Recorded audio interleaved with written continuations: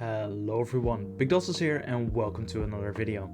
In this video we're gonna talk about the zone Zereth Mortis. You guys voted on my poll and decided that I need to talk about the new zone.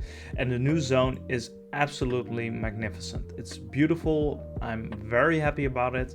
It's better than all the blacks and the grays that we had in Courtnia, for example. It's lush, it's green, it's amazing. Blizzard, good job. So yeah. That is the new zone. It's amazing, but there are quite a lot of things to do in the new zone, and this guide I hope will help you improve your first week of play in 9.2. So first off, what we're gonna talk about, your Valor. At the end of 9.2 or at the end of 9.1.5 next week, your Valor will be gone. And you will get like a certain amount of cash, but it will be very little. And so what can you do with that?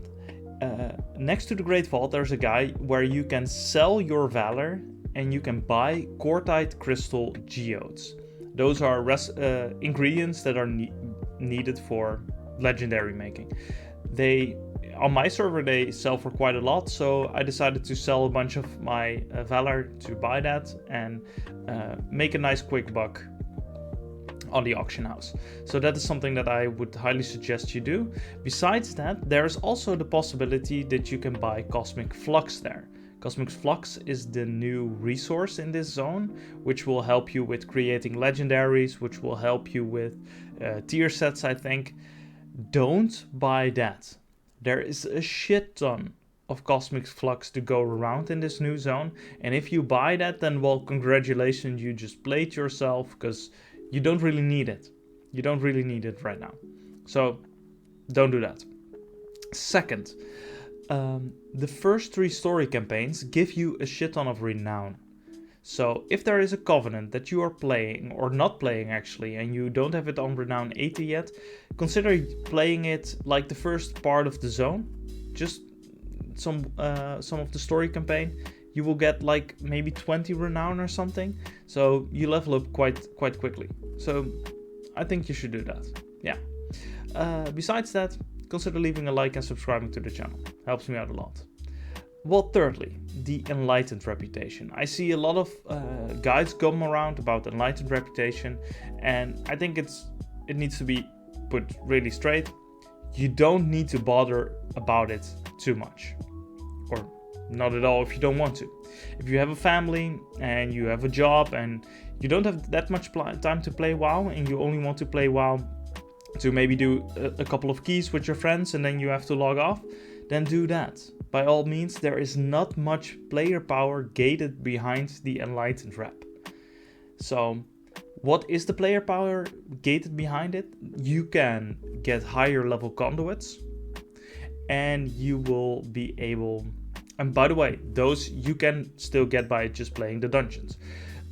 And besides the conduits, you will also be able to swap your second legendary, which will release on after completing the 7th campaign story mission. So we do 3 now, and then 1 every week after this. So after the 7th week, or the 7th quest, I will have to say, you will get your second legendary, which is on the belt.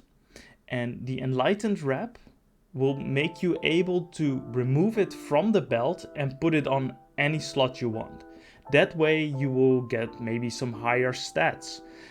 And that is the little bit of player power that is locked behind this. So if you are like me and you don't have that much time playing, then don't bother too much about the Enlightened Rep. Okay? Don't worry about it.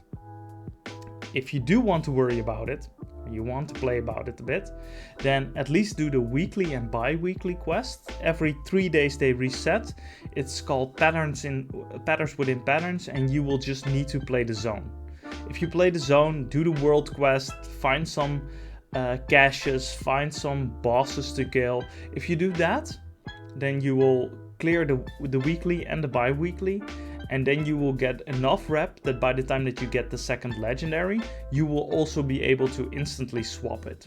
So if you do that, then you're also fine. But if you don't have the time for that, don't burn yourself out with doing something that you do not like.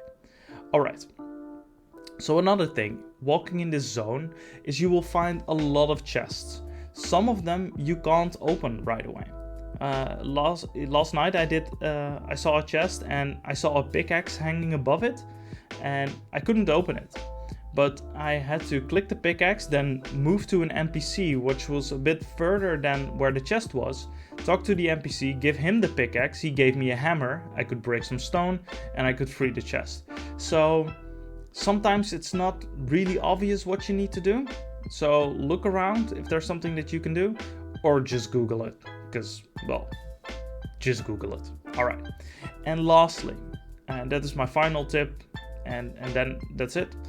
My final tip, play Vent there. If you are max renown on everything, or you don't want to, play Vent there. It's very simple. This zone, and let me show you. This zone is amazing, but there are like chests on places, like for example this tree. Although this tree is maybe a bad example, but if there is some trees like this have like a chest like which is up there, and then you need to figure out how to get there. Wait, this is a bad example. We're gonna move somewhere else, because I'm gonna give an example and you guys are instantly gonna flame me like, dude, there's no chest there, or you're gonna say, yeah, but that's impossible to get there if you're not Venter, which is fair point. There, you can see the Warlock Gateway, and they can easily get there. Other people might have to jump, and for us hunters especially, it's quite difficult. So what you do, you just go Vent there, and you just do this. And now we're done. And you click your treasure, everyone's happy. Well, you are happy because you just got your treasure easily. So for this, I'm running with Theatar, and I'm just running this one, which gives Door of Shadows 2 charges, but its cooldown is increased by 30 seconds. Well, that's fine. You just wait a little longer, but you can easily get to your chest, and then you will start moving, so the time will tick down anyway. So that is my final tip. Just play as Venter.